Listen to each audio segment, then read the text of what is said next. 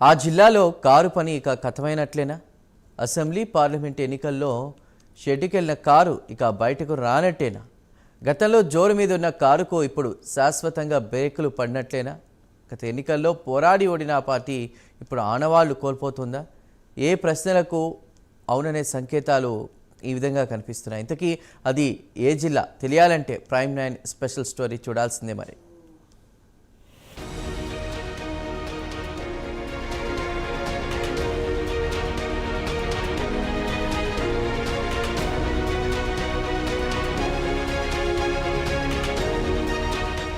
ఉమ్మడి నిజామాబాద్ జిల్లాలో car party ఖతమైనట్లు తెలుస్తోంది. గత 10 ఏళ్లుగా ఉమ్మడి నిజామాబాద్ జిల్లాలో ఓ వెలుగు వెలిగిన బీఆర్ఎస్ పరిస్థితి ఇప్పుడు మరింత దీనంగా తయారయ్యింది.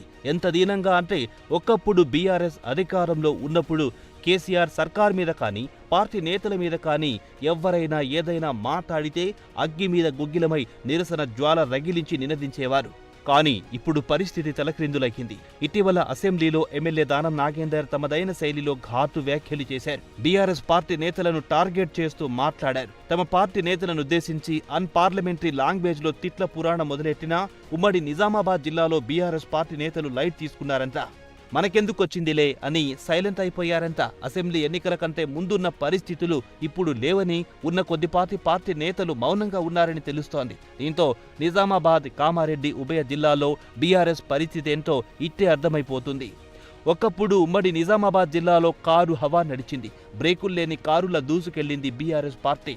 2023 అసెంబ్లీ ఎన్నికలు ఉమ్మడి నిజామాబాద్ జిల్లాలో కారు స్పీడ్కు బ్రేకులు వేశాయి. కేవలం 2 స్థానాలు గెలుచుకుని బీఆర్ఎస్ పార్టీ తన ఉనికిని కోల్పోయింది. అందులో బీఆర్ఎస్ తరపున ఎమ్మెల్యేగా గెలిచిన బాన్సువాడ ఎమ్మెల్యే పోచారం శ్రీనివాస్ రెడ్డి ఇటీవల హస్తం గూటికి చేరారు. ఇక బాల్కొండ ఎమ్మెల్యే వేముల ప్రశాంత్ రెడ్డి ఒక్కరే మిగిలారు. ఇప్పుడు ఉమ్మడి జిల్లాలో ఒకే ఒక్క ఎమ్మెల్యే వేముల ప్రశాంత్ రెడ్డి బీఆర్ఎస్ ఎమ్మెల్యేగా మిగిలిపోయారు. దీంతో ఉమ్మడి నిజామాబాద్ జిల్లాలో పార్టీ మనుగడకు మరింత ముప్పు ఉందని విశ్లేషకులు అభిప్రాయపడుతున్నారు.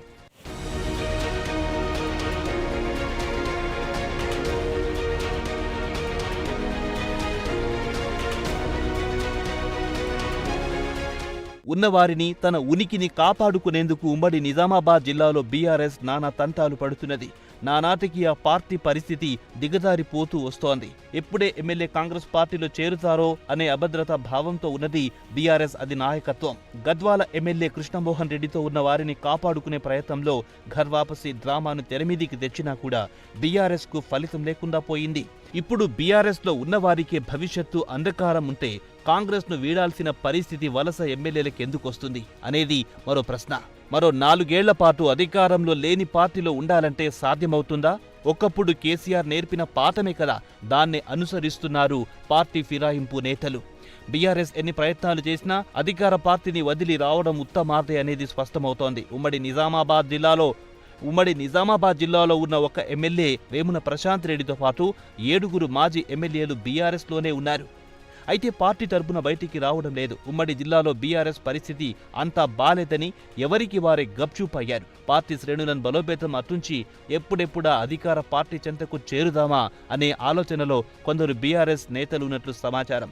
బీఆర్ఎస్ అధికారంలో ఉన్నప్పుడు ఆర్భాటం చేసిన నేతలు ఇప్పుడు మౌనం పాటిస్తున్నారు. దానం నాగేందర్ వ్యాఖ్యల పట్ల నిరసన వ్యక్తం చేయడం అటుంచి కనీసం పార్టీ కార్యకర్తలలో దానం నాగేందర్ వ్యాఖ్యలను ఖండించలేదు ఉమ్మడి జిల్లా నేతలు. దీంతో ఉమ్మడి నిజామాబాద్ జిల్లాలో రోజు రోజుకు బీఆర్ఎస్ తన ఉనికిని కోల్పోతుందని, గత 10 ఏళ్ల పాటు వెలుగులు విరజిమ్మిన బీఆర్ఎస్ ఇప్పుడు ఉమ్మడి జిల్లాలో అంధకారంలోకి వెళ్లిపోయిందనే టాక్ బలంగా వినిపిస్తోంది. చూడాలి మరి ఏం జరుగుతుందో.